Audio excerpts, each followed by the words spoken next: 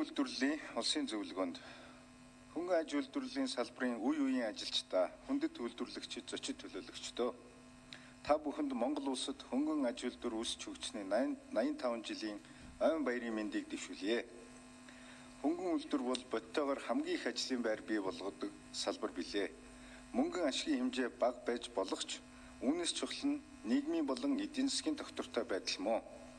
Уул уурхайн ажиллах хүч дөрвтэй нэмэгдэхгүй ч мөнгөн ашиг өндөртэй байж болно. Гэтэл доктортой байдал байхгүй байнгын үнийн савлгоонд оршдог нь нийгмийн ач холбогдлыг бууруулж байдаг.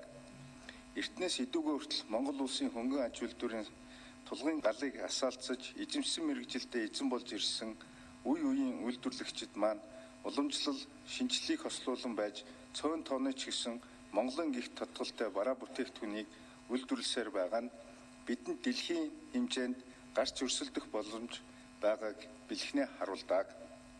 Гэхдээ маш их боломжийг ашиглаж чадахгүй байгаа нь харамсалтай.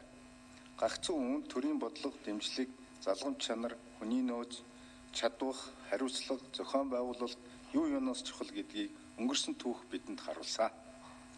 Өнөөдөр манай улсын хувьд 85 жилийн хугацаанд аж үйлдвэр хөгжсөн гэж хэлэхэд чанартай санагдаж байна. Бидэнд босгосон, бүтээсэн зүйлс нийжгээд байсан, хөрсөн төвшин маань дөрвөн байсан үе бий. Монгол улсын ерөнхийлөгч миний бие тус салбарт ажиллаж байсан зовлонг нь мэдэх хүний хувьд хөнгөн үйлдвэрлэлийн салбар бүрээр үйлдвэр технологийн парк байгуулах, татврын бодлогоор дэмжих, аливаа санал санаачлагыг бүх талаар дэмжихийг хичээн ажиллаж байна.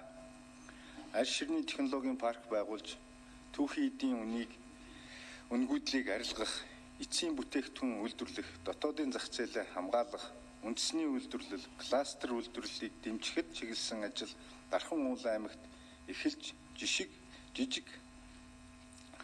үйлдвэрийн бүтээн байгуулалт эрчимтэй явагдаж байгааг энэ ташрамд дуулгая.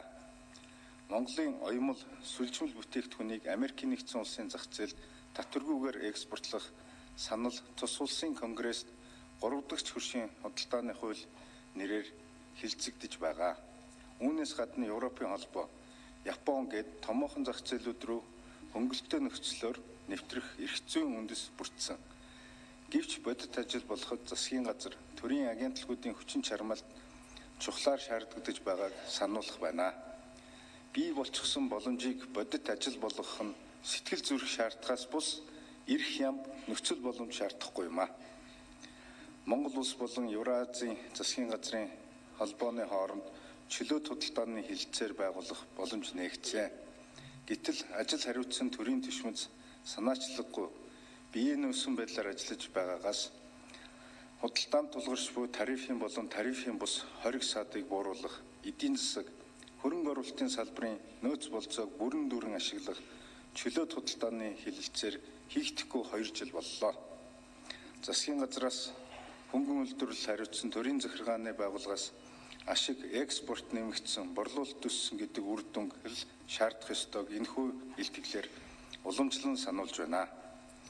Үйлдвэрлэгчид, ажилчид зүтгээд хөдөлмөрлөд байх атал төрийн албан тушаалтууд тэдний зүтгэлийг үр дүн болгох ажлыг огт хийхгүй байгаа нь улсынхаа хөгжлийн эсрэг, хүн ардынхаа сайн сайхны эсрэг хийж байгаа гэмт үйлдэл мөн.